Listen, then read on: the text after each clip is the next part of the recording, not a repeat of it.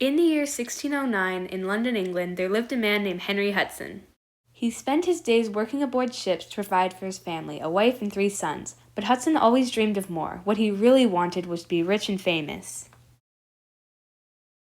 One day, he was hired by the Dutch East India Company to find the Northeast Passage, a shortcut that would result in more efficient trade between Europe and Asia. Hudson saw this as an opportunity to make his dreams come true.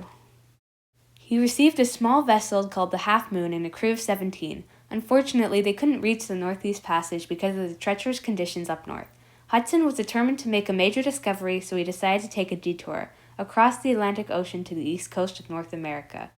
In 1610, Hudson began another voyage funded by some wealthy patrons. He received a new ship, the Discovery, and a crew of 23, including one of his own sons.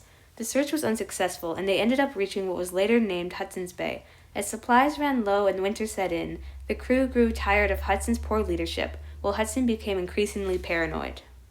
His worst fear came to life when some of his crew turned against him, seizing control of the ship and forcing Hudson, his son, and a few other crew members onto a small boat that drifted away, out into the vast ocean never to be seen again.